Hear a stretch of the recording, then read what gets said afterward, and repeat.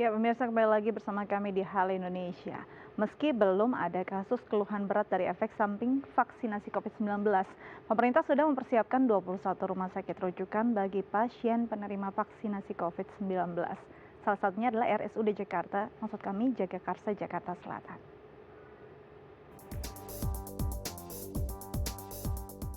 Untuk menanggulangi terjadinya kejadian ikutan pasca imunisasi atau KIPI, pemerintah sudah menunjuk 21 rumah sakit daerah sebagai rujukan penanganan pasien pasca vaksinasi. Rumah sakit tersebut tersebar di 5 daerah di Jakarta, yakni 5 rumah sakit di Jakarta Pusat, 3 di Jakarta Utara, 2 di Jakarta Barat, 5 di Jakarta Timur, dan 6 di Jakarta Selatan. Salah satunya RSUD Jagakarsa ditunjuk menjadi rumah sakit rujukan pasien pasca vaksinasi COVID-19. Ruang penanganan pasca vaksinasi untuk observasi dan perawatan disiapkan bagi penerima vaksin yang mengalami keluhan dapat langsung melaporkannya ke bagian instalasi gawat darurat atau IGD. Di sana pasien akan diperiksa dan dirujuk ke poli yang bersangkutan. Selain itu, pasien juga dapat menelpon ke narah hubung yang ada di sertifikat vaksinasi. Ya, dan untuk mengetahui seperti apa persiapan RSUD Jagakarsa sebagai rumah sakit rujukan pasca vaksinasi COVID-19, saat ini kita telah terhubung dengan Dr. Aditya Galatama Purwadi selaku Direktur RSUD Jagakarsa. Selamat pagi, Dok. Selamat pagi Mbak.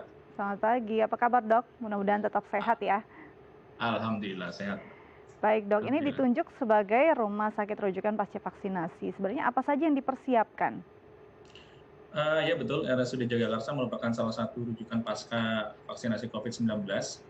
Persiapannya saya rasa hampir sama ya dengan persiapan rumah sakit lainnya. Jadi kita sudah menyiapkan juga ada tim vaksin yang dilatih di Dinas Kesehatan.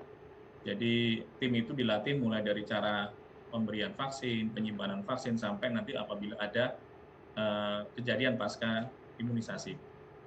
Itu Mbak, kurang lebih seperti itu. Baik, Dok. Ini kalau bicara tentang vaksin, hal yang normal, misalnya terjadi demam atau mungkin rasa badan tidak nyaman begitu ya, Dok ya.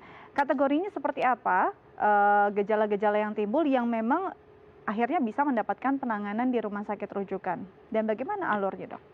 Ya, kurang lebih gejala KIPI atau kejadian ikutan pasca imunisasi ini kurang lebih sama ya dengan vaksin-vaksin lainnya. Jadi bisa gejala-gejala ringan ya, hanya mungkin demam, panas, atau rasa nyeri di tempat suntikan atau pegel dan sebagainya. Kalau itu hanya cukup dengan kompres air hangat atau mungkin medikamentosa sederhana ya, minum obat sederhana seperti paracetamol itu sudah cukup bisa mengatasi hal itu. Tapi apabila ada kejadian yang cukup berat, sedang sampai berat gitu, misalnya sampai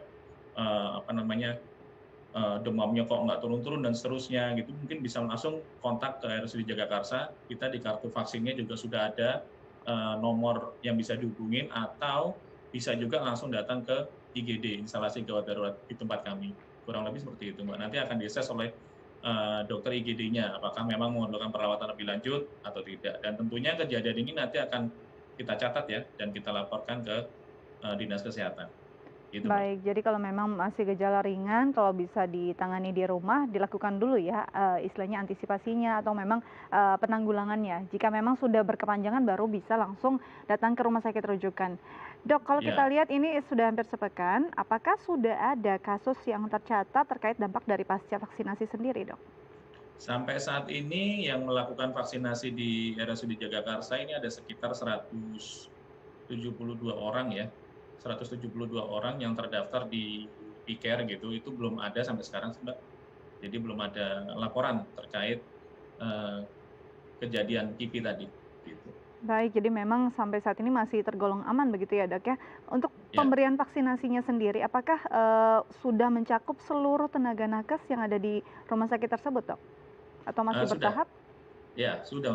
Untuk RSUD Jagakarsa kebetulan hampir semua nakesnya sudah kita daftarkan di e-care, tapi memang ada beberapa yang mungkin ditolak oleh sistemnya, atau misalnya dia lagi hamil, lagi demam dan seterusnya. Jadi darahnya tinggi. Nah, itu kan kontraindikasi untuk divaksin. Jadi biasanya nanti ada penundaan dan sebagainya. Terus juga ada nakes-nakes dari vaskes lain seperti rumah sakit di sekitar RSUD Jagakarsa juga ada yang ikut ke vaksin di RSUD Jagakarsa gitu Mbak. Jadi cukup cukup banyak sih.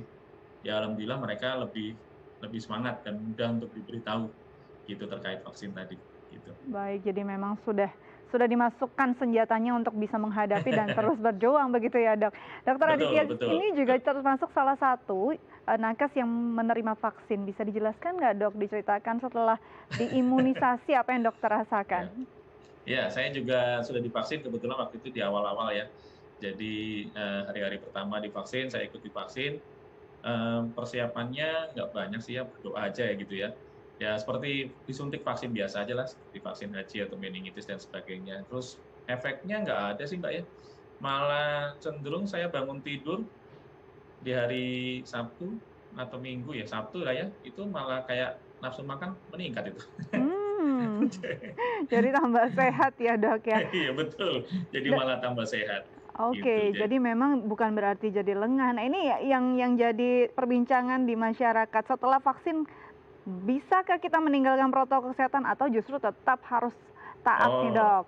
ya tetap dong, tetap. Jadi walaupun sudah divaksin, itu bukan bukan menjadi alasan bahwa kita, "Oh, kayak saya udah divaksin nih, saya nggak harus pakai masker, saya nggak harus pakai kita nggak harus deket-deketan, saya nggak harus cuci tangan." Oh tidak, tidak seperti itu. Analoginya kan seperti kalau kita naik motor, walaupun sudah ada rem, kita juga masih harus pakai helm, gitu kan. Bukan berarti, "Oh tenang aja udah ada rem, kita bisa berhenti kok, nggak bakal tabrakan, nggak usah pakai helm." Oh enggak. Sama seperti vaksin juga gitu. Jadi kekebalan yang ditimbulkan oleh vaksin ini kan butuh waktu Mbak, dan itu nggak semerta-merta habis disuntik pagi, malamnya kebal, oh enggak juga. Jadi memang tetap, protokol kesehatan 3M itu harus tetap dipatuhi.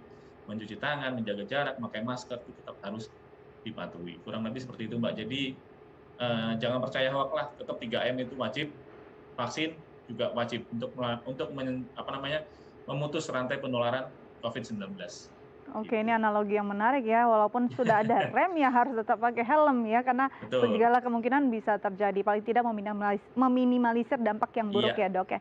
Dok, ini betul. terakhir mungkin ada yang dokter ingin sampaikan untuk masyarakat, khususnya masyarakat di wilayah Jagakarsa, untuk sosialisasi rumah sakit rujukan ini.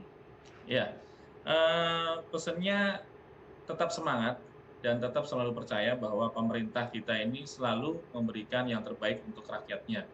Jadi, ayo sukseskan program vaksinasi COVID-19 di Indonesia ini, khususnya di RSUD di Jagakarsa ya, di wilayah Jagakarsa. Dan untuk teman-teman nakes, ayo yang belum langsung daftarkan diri Anda ya, vaksin ke RSUD Jagakarta. Kita siap untuk memvaksin teman-teman semua. Jadi kita lebih aman lagi sewaktu bekerja di garda terdepan karena memang kita para nakes ini merupakan petugas yang paling rentan atau banyak rentan ya terpapar oleh COVID-19 ini. Jadi memang perlindungan ini mutlak diperlukan dan salah satu caranya dengan vaksin COVID-19 ini untuk memutus rantai penularan COVID-19. Gitu Mbak. Tetap semangat dan tetap sehat. Baik, tetap semangat sebagai para penjaga garda terdepan untuk Betul. melawan COVID-19. Dok, terima kasih banyak untuk waktunya. Tetap jaga kesehatan dan selamat kembali beraktivitas ya, Dok ya.